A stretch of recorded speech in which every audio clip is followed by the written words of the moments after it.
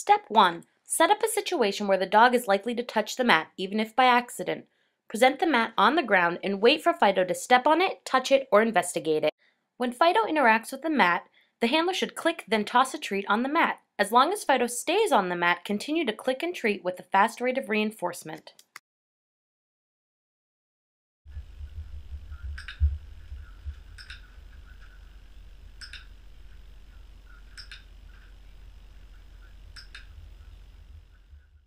Linus gets a little bit startled here and gets off the mat.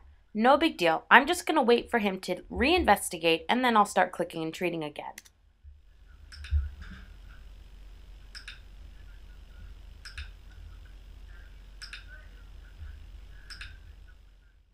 After quite a few clicks and treats, I'm going to release Linus by saying free and tossing a treat.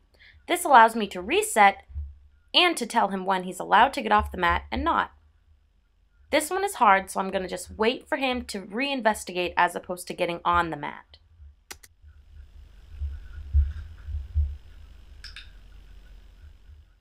I'm trying to place the treats on the mat in a way that'll encourage him to get further on the mat.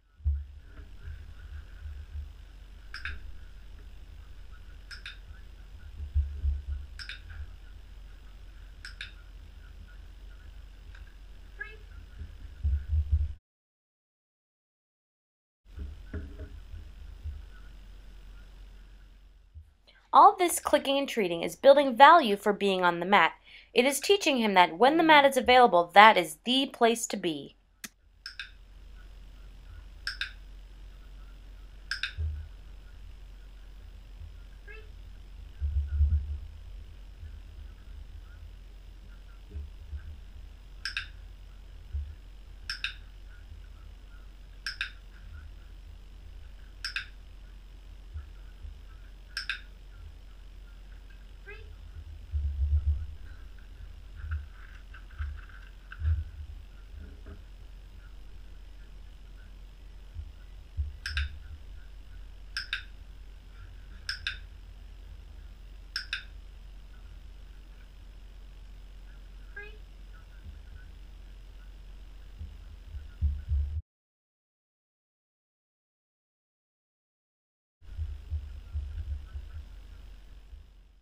Linus lays down, but he's not on the mat. So I'm going to wait for him until he decides to get back on the mat.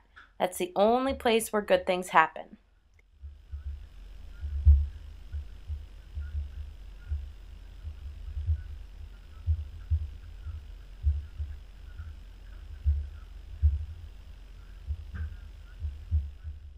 You'll notice that I'm not helping him. I'm not pointing to the mat or gesturing towards the mat or calling his name. I'm simply being patient and waiting. Oh, and blocking him from trying to get the treats that are behind me.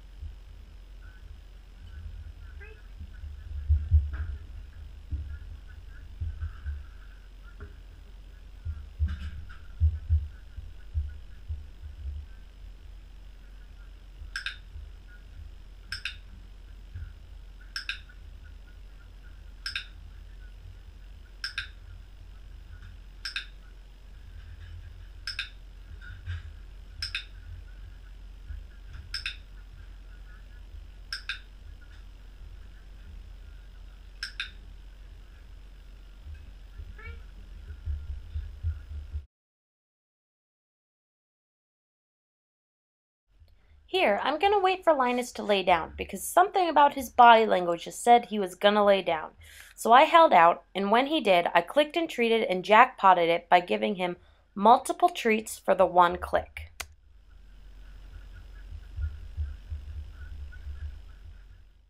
Since he laid down last time, I'm going to hold out again and wait and see if he'll offer it.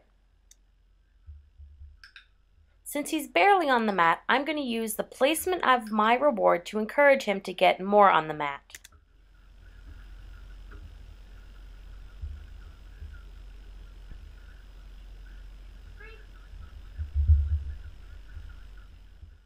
This moment is huge. You can see him self-correct as he was about to lay down in front of the mat and then moved on the mat further until he got distracted by the treats on the ground.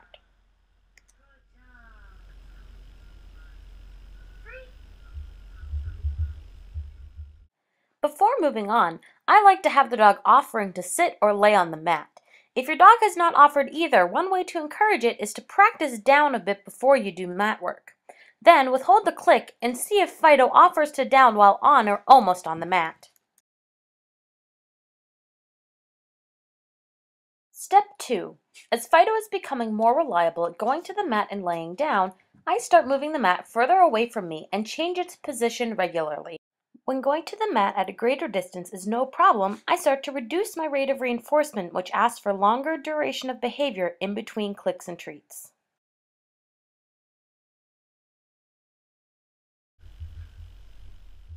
You'll notice Linus doesn't quite make it on the mat. I'm simply going to wait for him to get up and lay back down on the mat. You'll notice this happens faster today. If your dog is struggling, it's okay to make it easier and just click and treat when they step on the mat for a few times.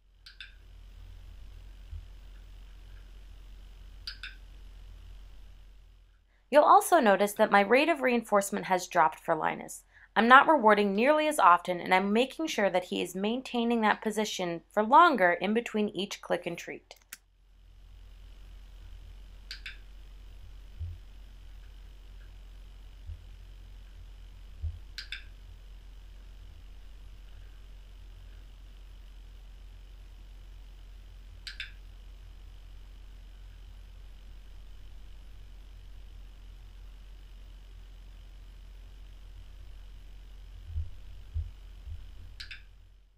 With all this fidgeting, I really should have released him before this. I was pushing his limit to how long he could stay on the mat. So this time I'll make it a little bit easier for him and increase my rate of reinforcement a bit and let him get off the mat sooner.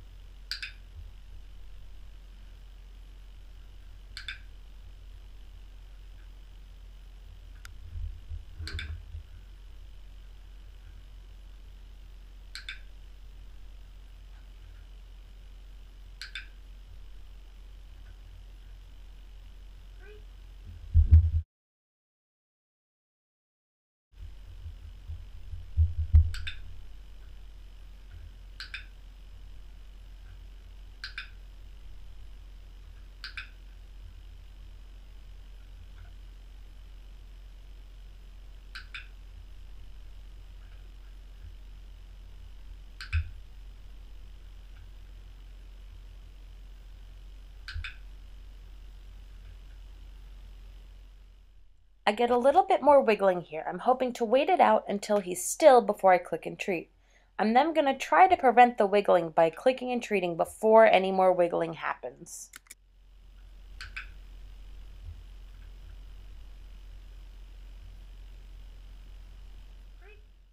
To further test his understanding of this behavior, I'm going to move the mat drastically across the other side of the room to see if he goes and lays down.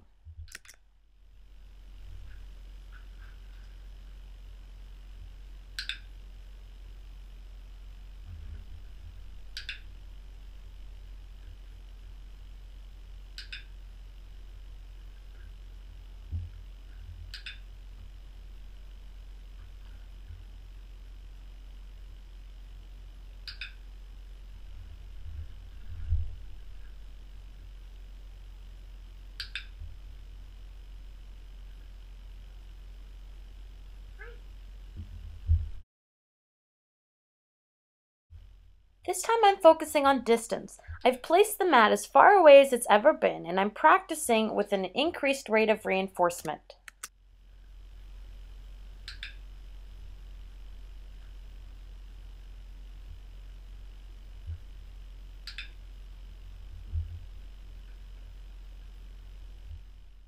Since I've increased the difficulty of the distance, I'm going to make the duration easier by keeping it a little bit shorter before I release him.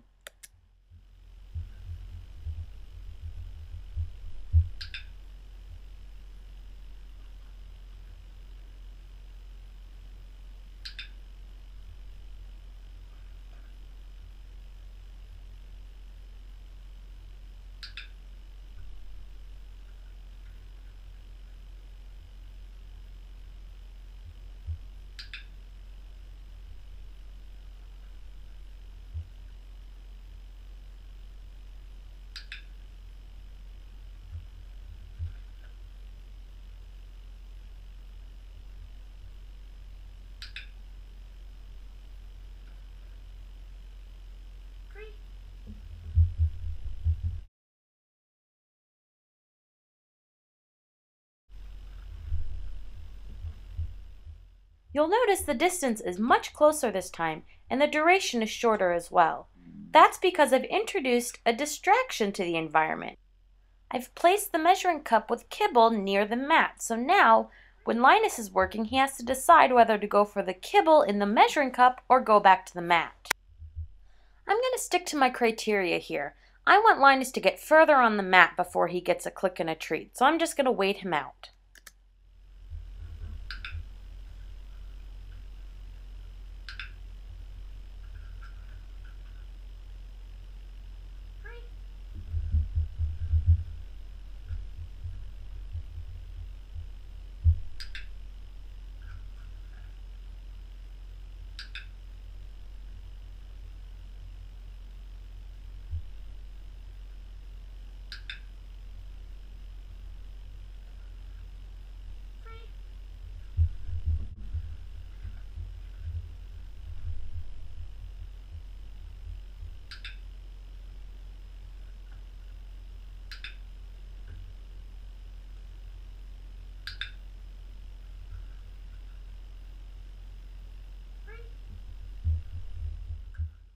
Now that I have the complete behavior of go to the mat and lie down, I can, if I choose, start adding the cue, or I can wait until I have practiced and refined the behavior more.